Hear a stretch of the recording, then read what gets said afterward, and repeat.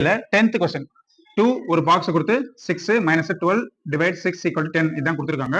இந்த பாக்ஸ்ல இந்த ஆப்ஷன்ல இருக்கிறது எது வரும்னு கேக்குறாங்க. இது ப்ரீவியஸ் இயர்ல கேட்ட கொஸ்டின். இப்போ பாத்துக்கலாம். ஃபர்ஸ்ட் போர்ட் மாஸ் ரூல் தான் யூஸ் பண்றோம். இங்க பாத்தீங்கன்னா போர்ட் மாஸ் ரூல்ல இங்க மைனஸ் இருக்கு, டிவைட் இருக்கு. இங்க என்ன இருக்குன்னு தெரியாது. மைனஸும் டிவைடும் செக் பண்ணுவோம். ஃபர்ஸ்ட் மைனஸ் பண்ணணுமா டிவைட் பண்ணுமான்னு பாருங்க.